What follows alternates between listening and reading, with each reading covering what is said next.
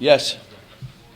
John, with a young team, how do you keep Saturday night from staying a building block and not becoming a sense of a rival, things that you kind of figure out? I told them yesterday, I said, you guys can't get arrogant about this.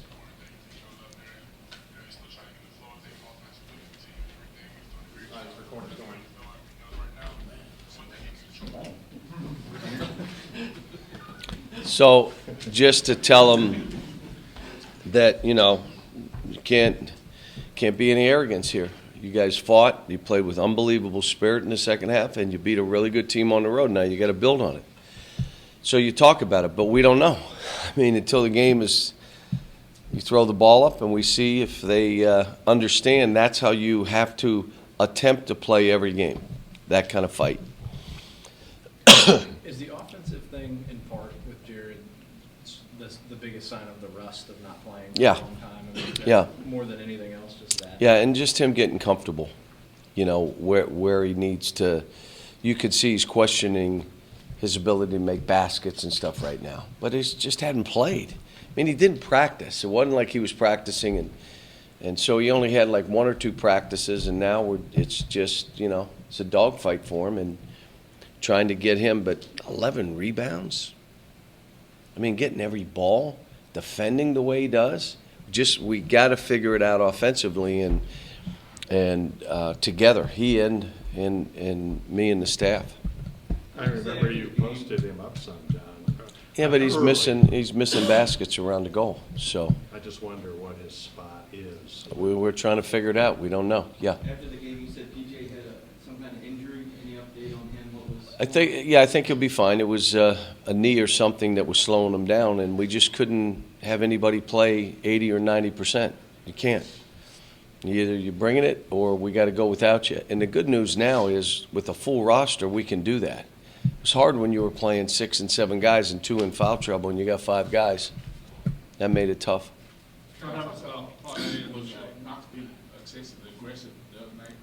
Well, they opened up the court for him, and it was really more of a one-on-one game than it was a crowded court and him having to drive. So we still have stuff we got to get after. But they opened up the court, and it made the game, and then we put him up the court so he didn't have to mess around and be a finisher, and he did a good job. What is the skill set of Jared that enables any athlete to get 11 rebounds in 11 minutes? What's special He's about physically tough. He's got a quick twitch, quick to balls. Mind moves great. He sees things before where the ball's going and gets there. And like I said, we just got to put him on different spots on the floor and then figure out what works for him offensively. Maybe we put him in some pick and rolls. We just try different things until we look and say, there you go. He's most comfortable. And I really believe when he gets comfortable, all these shots that he's missing will go in. He's just uncomfortable right now. You destroyed him on the boards in the second half. Did you change something at halftime, or is that just desperation? Wenyon, you have different people. We had some guys that played a lot of minutes and got 1 rebound, and now all of a sudden, what you find out is, in most cases, that effort is that denominator that, if you're doing that and you're really making the effort to attempt to go get balls. I thought Nick played pretty good, rebounded in the second half. Kevin Knox had 7 rebounds, some of them in traffic. So that's what we have to be as a team. But you guys missed. The reason we won is in the second half we guarded. We held them to 30-some%, out-rebounded them, and we were able to guard them because we didn't have unforced turnovers, which led to 5 for 5 in transition. They're dunks and layups. So unforced turnovers, you have a turnover and it's not unforced, usually you'll have guys back and you're okay. Unforced, they're breakouts. And you kill yourself defensively on top of it. We started the game sloppy. And then, again, talked about you want to win the game. You got to be strong with it. And unforced turnovers got to be eliminated. Cal, other than his outlet pass to the other team, Hamadou, it seemed like when you guys made your move, he was a guy who, energy-wise, Hamadou was great. Let me just tell you, for the first, and he did great at that. He was the biggest thing he did. He went to guard. I got him. And then he took pride in it. Now, he's never done that. And I've watched him in high school. If you get screened, you score on him, that's okay. No, this was, you're not scoring on me. And I told him in front of the team, it's the first time I've seen you do it. Big step for him. That's a big step. Why shouldn't you be one of the best defenders? And not foul. Don't get screened. Don't come over with an excuse. The guy scored on you 3 straight times. In that game, no, there was no excuse. I'm guarding this guy. I was proud of him. And that's what this is all about. Everything is a learning experience. But then they've got to say, okay, what did I just learn? And you self-reflecting on your performance. What did I just learn? I said to the team, Wenyan, how did you play? He said, good. And I said, stop. You played really good. You played unbelievably good. Your tip that gave Kevin Knox a chance to get fouled probably won the game, and the play before you tipped in. You were 1 for 7 and couldn't hit the side of a barn.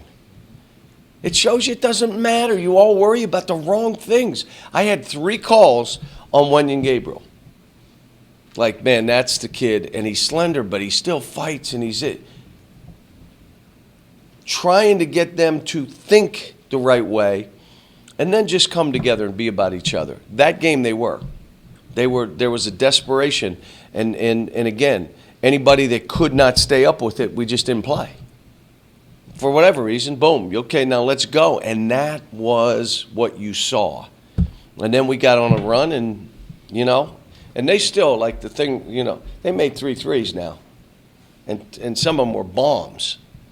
And we still won it, so. Cal, to that point about, when you're doing it, not making any shots, and you talk about Jared doing it without making any shots, how often do you break out the Anthony Davis championship game? I've done it already to them, but they weren't ready to listen to it. They were not.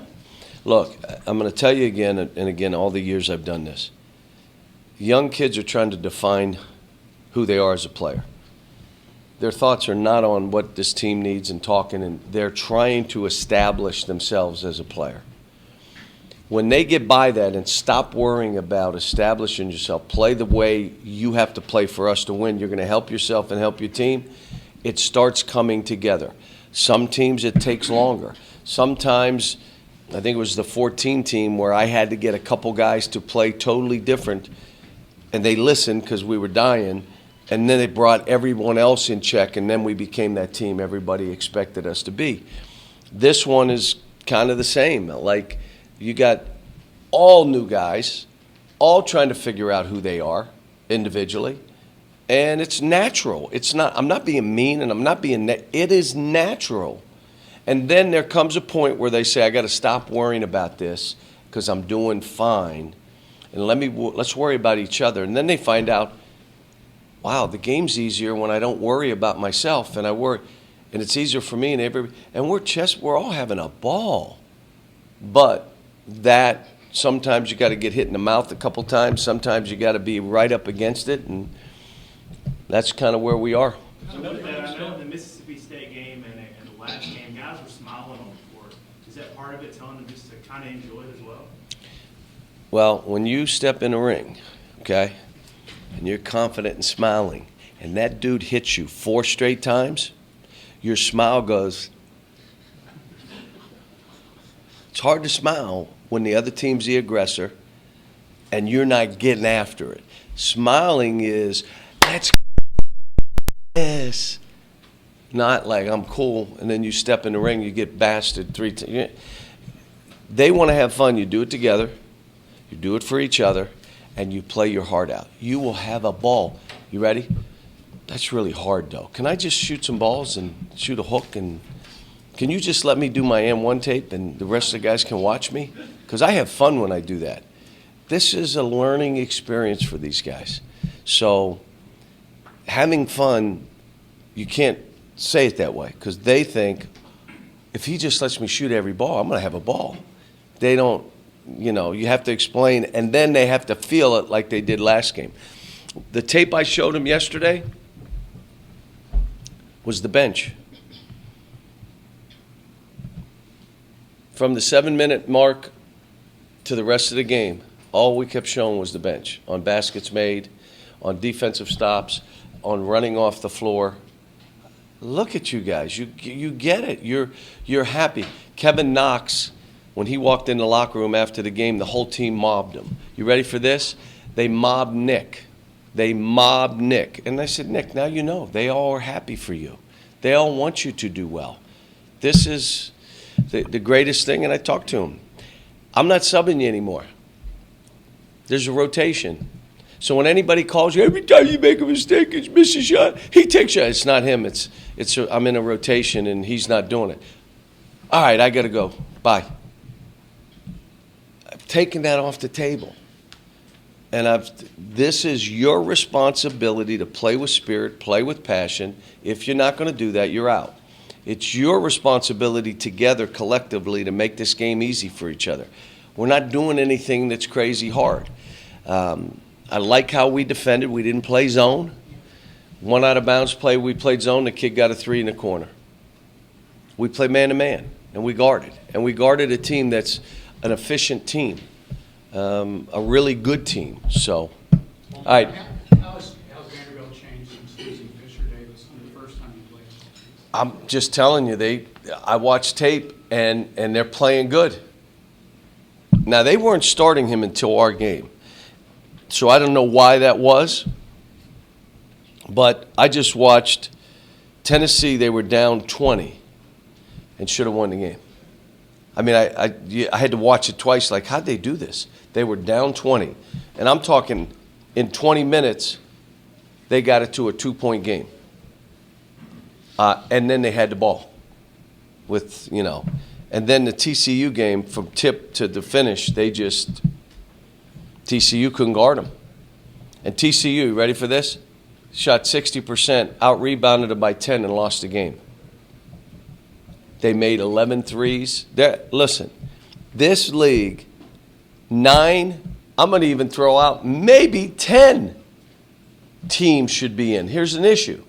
When we beat each other, or we get beat, it's like, in other leagues, not as good as our league, a team will lose 2 or 3 games, and they're fine.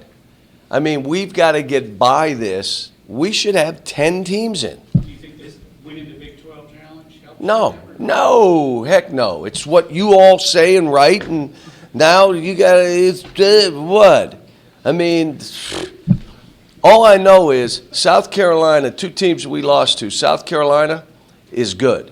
They had a chance to win their game. They go to Florida and win. What, are you going to tell me Florida's no good? Florida they beat somebody by 25.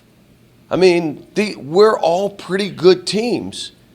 And if you beat each other, it shouldn't be a fluctuation like it is in this league. I mean, it's incredible. Other leagues, you lose 3 and you're fine. Yeah, tough schedule. All those guys are tough. Hard road game and tough. And Don't you build up that reputation over time, though, what you guys did in the tournament last year, that you win some early non-conference games? well, when you look at it, you look at it, Straight. strength of schedule in this league and all that stuff. The numbers prove it, and that's what they use in others, but in ours, well, those numbers, I saw this one. Well, they were really close games. Were we getting beat by 50? Well, that was a really close. It is what it is. I mean, at the end of the day, the good news, you got to get in the ring and play. It ain't playing. It's a fight. You're going to have to get in the ring. I'm just saying, for your general thoughts, and maybe chew on what I'm saying a little bit, and think about, maybe some of you will come up with your numbers to prove it wrong, and you're wrong again, because people will laugh at you, so please do it. And others will look at it and say, you know what, it's right. I don't get it. And you just holding people accountable that way, where I told my team, is it their hope or their opinion? Their hope or their opinion? I don't know. Let's just go play another game and see how we do. Thanks.